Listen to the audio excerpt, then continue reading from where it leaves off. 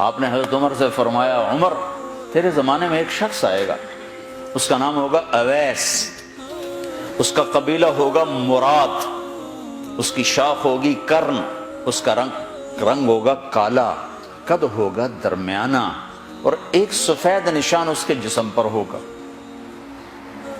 جب وہ آئے تو تم اس سے دعا کرانا، علی تو بھی کرانا، عمر تو بھی کرانا، اور میں قسم کھا کے کہتا ہوں کہ اویس جیسوں سے دنیا بھر جائے تو عمر و علی کے ایک بدن کے بال کے برابر نہیں، لیکن اس کے ذریعے سے ایک پیغام آگے پہنچانا تھا۔ تو حضرت عمر اور حضرت علی حیران ہو کر دیکھنے لگے کہ ہمیں کہا جا رہا ہے کہ اویس سے دعا کروائیں، وہ ہم صحابی وہ تابعی۔ تو آپ نے فرمایا اس نے ماں کی ایسی خدمت کی ہے، جب وہ ہاتھ اٹھاتا ہے تو اللہ ہاتھ واپس خالی موڑتا ہی نہیں۔ یہ پیغام پہنچانا تھا کہ ماں باپ کے آگے جھکو۔ جس دیش میں آپ رہتے ہیں یہاں کام کی رفتار بہت تیز ہے، ماں باپ اگر موجود ہیں تو کم ہی کچھ نصیبوں والے ہیں جن کو کچھ اولاد کی خدمت ملتی ہے، ورنہ دیواروں کے ساتھ ہی زندگی گزر رہی ہوتی ہے۔ تو عمر رضی اللہ عنہ جب خلیفہ بنے تو ہر سال حج کرتے تھے، ہر سال ان کو ڈھونڈواتے۔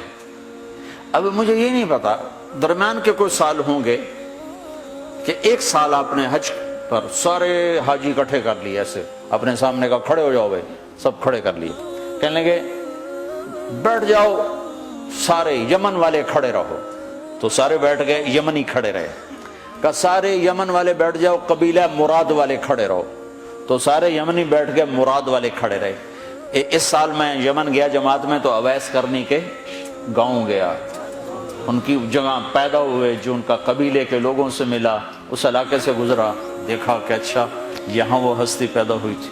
خشک پہاڑ ہیں، بالکل خشک پہاڑ۔ پھر آپ نے کہا مراد والے بیٹھ جاؤ، قرن والے کھڑے رہو، تو صرف ایک آدمی باقی بچا۔ تو آپ نے اس سے پوچھا تم قرنی ہو؟ کہ جی ہاں۔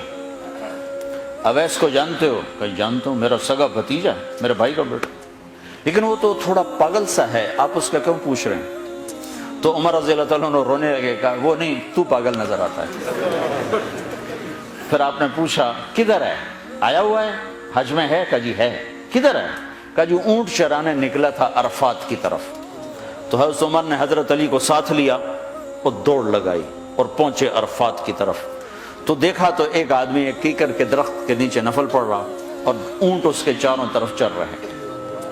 تو یہ دونوں حضرات بیٹھ گئے، تو انہوں نے اویس نے محسوس کیا کچھ آ گئے لوگ، تو انہوں نے نماز مختصر کر دی، سلام پھیرا۔ تو حضرت عمر نے پوچھا کون ہو بھائی؟ کہا جی مزدور ہوں۔ کہا تیرا نام کیا ہے؟ کہا جی اللہ کا بندہ۔ کہا بھائی ہم سارے کے بندے ہیں، میں پوچھ رہا ہوں جو نام تیری ماں نے تیرا رکھا وہ کیا ہے؟ تو وہ تو پہچانتا نہیں تھا کہ عمر کون ہے، علی کون ہے، وہ تو پہلی دفعہ حج پہ تھا۔ وہ کہنے لگا تم کون ہو میرا انٹرویو کرنے والے؟ انٹرویو تو میں اپنی طرف سے کہہ رہا ہوں۔ میں کہا تم کون ہو میرا پوچھنے والے؟ تو حضرت علی بولے یہ امیر المومنین ہیں عمر بن خطاب، اور میں ہوں علی بن ابی طالب۔ پھر وہ ایسے ایک دم گھبرائے، دونوں کو سلام کیا، میں معذرت چاہتا ہوں میں نے پہچانا نہیں۔ تو عمر رضی اللہ عنہ نے فرمایا ہاتھ اٹھا، ہاتھ اٹھا۔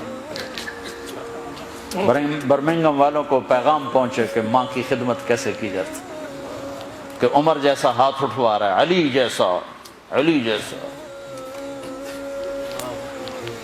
تو وہ کہنے لگے میں آپ کے لیے کیسے ہاتھ اٹھاؤں، میری اوقات ہے کہ میں آپ کے لیے دعا کروں؟